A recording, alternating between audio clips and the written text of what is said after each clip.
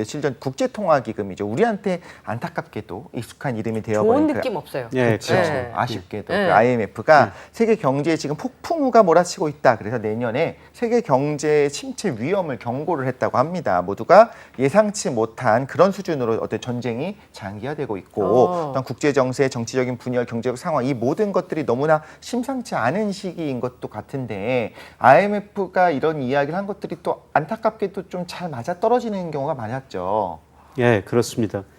뭐 정확하게 표현하셨는데 이번에 IMF 보고서 요약 보니까 첫 문장이 폭풍우가 치고 있다. 그거로 시작했어요. 갑자기 소름 돋았어요. 교수님이 웃으면서 폭풍우가 치고 있다 그러시니까. 뭐 그 폭풍우라는 게 뭐냐면은 지금 러시아 우크라이나 전쟁이 네. 어떤 식으로 확산될지 잘 모르겠고요. 그 다음에 전 세계적으로 인플레이션 때문에 네. 중앙은행은 금리를 인상해야 되고 금리를 인상하면 우리 가계는 굉장히 힘들어지는 맞아요. 거죠. 그리고 2008년 글로벌 금융위기 때는 중국이라는 나라가 있어가지고 미국이 이기에 빠졌어도 중국이 9 내지 10% 성장하면서 세계 경제를 좀 이끌었거든요. 네. 그런데 지금 중국마저도 나빠지고 있다는 겁니다. 네. 그래서 IMF가 보기에 좋은 게 없다. 음. 그래서 폭풍우가 치고 있다. 이런 표현으로 첫 문장을 시작한 것 같습니다. 네. 말씀하신 것처럼 그럼 이제 시작인 걸까요? 초입, 네. 위기의 초입. 예, 지금 이제 이기의 초입이고요. 내년 경제가 상당히 좀 어려워질 것 같습니다. 뭐 어려워지는 이유는 2008년 글로벌 금융위기 왔고 2020년 또 코로나 때문에 위기가 왔거든요. 네. 그때 정부가 엄청나게 돈을 써가지고 경기를 부양했고요. 네. 또 벤번에 기약했지만은 각국 중앙은행, 특히 미국 중앙은행이 엄청난 돈을 풀어버렸어요. 금리는 0%까지 내리고. 네. 그래서 경기는 회복됐는데 그 과정에서 각 경제 주체, 정부, 기업, 가계 부채가 많이 늘어났고요. 그렇죠. 또 돈을 많이 풀다 보니까 모든 자산 가격에 거품이 발생했다가 채권에서 붕괴되고 지금 주식시장에서 붕괴되는 과정이고요. 이제 부동산 시장에서도 붕괴될 과정이 앞으로 전개될 거라는 거죠. 그래서 이런 문제들이 복합적으로 나타나면서 그래서 우리 뭐 정책 당국자들도 복합 위기라는 표현을 쓰고 있는데요. 네. 뭐 여러 가지로 경제가 어렵습니다. 그 사람 질병이랑 똑같은 것 같아요. 합병증이 발생을 하면 예. 원래 됐던 거기를 치료하기가 되게 곤란해지는 상황이 그렇죠. 오잖아요. 예. 복합위기란 말씀은 당뇨의 합병증 같은 것 같아요. 그러게요. 요거를 막자니 저게 터지고 요거를 막자니 저게 터지고 그럼 마땅한 수단이 없는 거. 예, 그렇습니다. 예. 그리고 뭐 앞으로 경제가 어려지면 정부가 돈을 써야 되는데요. 각국 정부 부채가 특히 미국 정부 부채가 GDP 대비 120%가 넘었거든요. 그러니까 부채가 높으니까 정부가 돈을 쓸 여지가 별로 없고요. 그다음에 경기가 나빠지면 중앙은행이 금리를 내려야 되지 않습니까? 네. 근데 물가가 높으니까 금리를 내릴 수가 없어요. 그리고 또 가계 기업 부채가 많이 늘어나가지고 금리를 내린다고 그래도 소비 투자가 별로 안 늘어날 거라는 거죠. 네. 그래서 지난 두 번의 위기 때는 가감한 재정 정책, 통화 정책 위기를 극복했는데요. 그 정책 수단에 한계가 있기 때문에 다가오는 위기는 좀 더 어려워질 수 있다. 그래서 IMF가 폭풍우라는 표현을 쓴 것 같습니다. 네. 그런 면에서 사실 이제 미국에서 시작된 어떤 경제의 어떤 이런 공황 상태까지는 아직은 아니지만 폭풍우인 거잖아요. 예. 그러면서 좀 여쭤보고 싶은 첫 번째 질문이죠. 환율에 관한 부분입니다. 우리는 어쨌든 간에 미국과 연결되어 있는 건 환율로 연결이 되어 있잖아요. 원달러 환율이 지금 1,400원 시대가 됐고요. 금융위기 이후에 이제 최고 수준이 됐는데 거시경제 이제 거장을 오셨으니까 우리가 이런 자리에서만 여쭤볼 수 있는 그런 질문입니다. 이 질문 굉장히 많이 들어보셨을 거라고 생각은 드는데 그 킹달러, 너무 금보다 비싼 이 킹달러의 위세가 어디까지 물론 이렇게 한 문장으로 말씀드릴 수는 없겠습니다만 어디까지 갈 거로 혹시 예상하시는지 얼마나 오를까요? 뭐 이게 뭐 2,000원, 3,000원까지 오르진 않을 거 아닙니까? 뭐 저는 킹달러 이런 이야기가 많이 나오는 것 보니까 달러 가치가 거의 정점에 도달해 가고 있다. 이렇게 지금 보고 있습니다. 올해 들어서 이제 뭐 킹달러가 된 거는 주로 두 가지 때문이거든요. 네. 돈이라는 게 눈이 있어가지고 수익률 높은 데로 이동해요. 그런데 미국이 금리를 많이 올리니까 미국으로 돈이 몰려들 거라는 거죠. 네. 그리고 달러가 기축통화니까 안전자산이거든요. 러시아 우크라이나 전쟁 때문에 글로벌 경제도 불안하고 금융시장도 불안하고 안전자산을 찾아가지고 달러로 갈 거라는 거죠. 그래서 달러 가치가 많이 올랐는데요. 그런데 문제는 달러 가치가 지나치게 가대평가됐다는 겁니다. 거기도 거품이에요. 약간. 달러 가치도 거품이에요. 제가 보기에는. 예, 달러 가치가 국제결제은행에서 뭐 실질 실효환율 이런 거로 평가하는데요. 30% 정도 최근에 가대평가됐어요. 오. 이 30%가 가대평가된 적이 언제였었냐면 2000년대 초반이었었어요. 그때 무슨 일이 있었냐면 1990년대 후반에 미국에서 정보통신혁명으로 미국의 생산성이 증가해가지고 미국 경제가 고성장, 저물가를 동시에 달성했습니다. 그래서 이때 경제학자들이 미국 경제가 신경제다, 과거에 볼 수 없는 신경제다, 그다음에 골디락스 경제다, 네. 극찬하던 때였었어요. 그게 2000년대 초반이었네요. 예. 그리고 거품이 붕괴되면서 달러 가치가 무려 40%나 떨어졌거든요. 예, 그런데 지금 미국 경제가 2000년대 초반 그처럼 좋지는 않아요.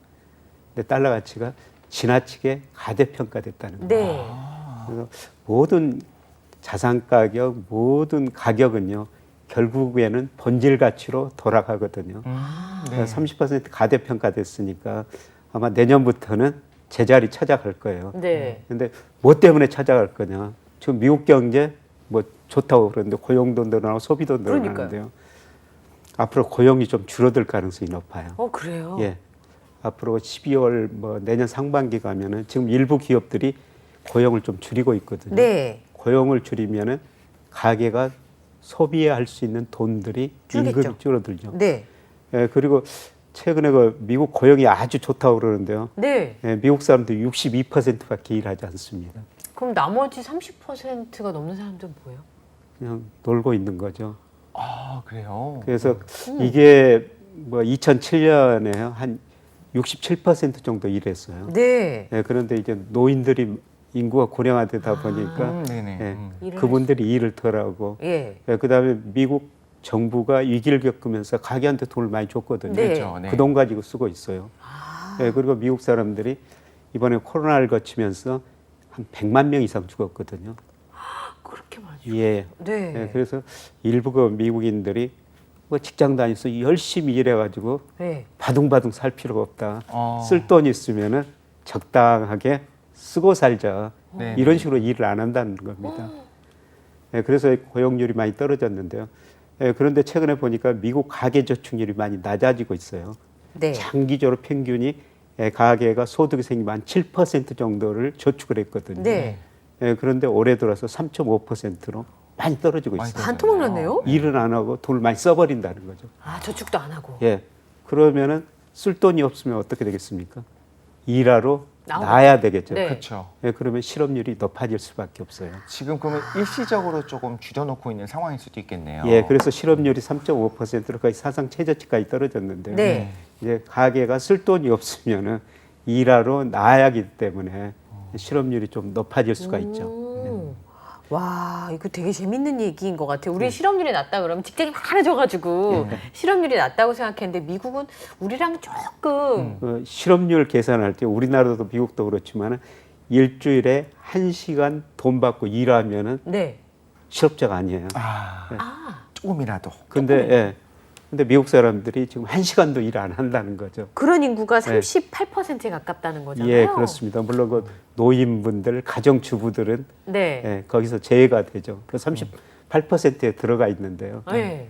근데 어쩔 수 없이 노인분들이 많으니까 고용률이 낮아질 수밖에 없는데 예, 노인들이 일자리를 물러나면은 MZ 세대 네. 이분들이 일하러 들어와야 되거든요. 그렇죠. 네. 근데 일하러 안 하고 있다는 것이죠. 그게 쓸 돈이 아직까지는 있으니까요. 그렇죠. 특수한 상황이기 때문에 그게 예. 가능했었던 건데 그럼 어쨌든 달러의 어떤 위세도 분명히 안정적이진 않고 이제 꺾일 수 있다라고 생각을 하시는 거잖아요. 그런데 예. 또 누군가는 그래도 1,500원대까지는 갈 수 예. 있겠다라고 이야기하는 사람들도 있어요. 1,400원 할 때 푹 올라가잖아. 그렇죠. 1,500 뚫는다니까 이렇게 얘기하시는 분 있던데. 네네. 그런데 또 뭐라는 얘기를 좀 같이 들었냐면 1,500원대가 뚫리면 우리나라 끝났어. 뭐 경제는 끝이다. 이런 얘기까지 같이 얘기하기도 하는데 저는 아니 1,450원이랑 1,500원이랑 뭐가 그렇게 다른가라는 생각이 들기도 하거든요. 이 기준 1,500원이 되면 뭔가 크게 달라지는 게 있나요? 크게 달라지는 건 별로 없습니다. 어머나. 그래요?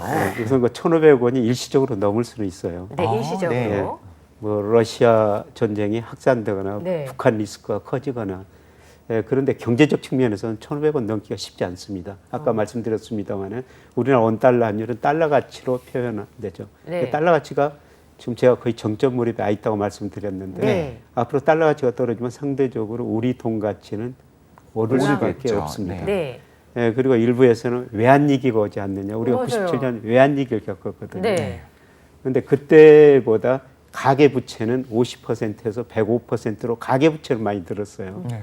예, 그런데 우리 대부분은 많이 개선됐습니다.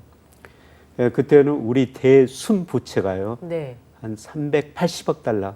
380억 네. 달러. 부채가 네, 자산이 부채보다 더 많았거든요. 네. 예, 그런데 올 2분기 통계 보니까 우리 순 자산국가예요. 3,860억 달러 정도. 아, 그럼 빚이 아니고 그건 네. 우리 자산이 그만큼 있다는 거죠. 자산이 부채보다 3,860억 달러가 지금 더 많습니다. 좀 갑자기 어깨가 조금 괜찮네요. 올라가는 느낌이 네. 좀 있네요. 예, 그래서 뭐 애한얘기는 아니고요. 네. 예, 달러 가치가 떨어지니까 올라가니까 우리 원화 가치가 떨어진 거고요. 네. 근데 상대적으로 우리 돈 가치가 뭐 선진국이나 다른 이머징 통화 가치에서 많이 떨어진 건 사실입니다. 왜냐하면은 우리 GDP에서 수출이 차지하는 비율이 44%나 되거든요. 아, 너무 높죠. 예, 우리가 수출 의존도가 굉장히 높은 나라예요. 그러네요. 그래서 세계 경제가 나쁘면은 2008년에도 우리 환율이 일시적으로 1,500을 넘어섰거든요. 네. 지금도 1,400원 넘어졌는데 세계 경제가 불안하면 우리 환율이 제일 많이 오릅니다. 아, 근데 세계 경제가 조금 안정될 조짐 보이고 달러 가치가 떨어지면은 우리 환율이 또 제일 빨리 떨어져요. 어. 빠르게 그럼 회복이 될 거다. 예, 그렇습니다. 생각하시는군요. 네. 예.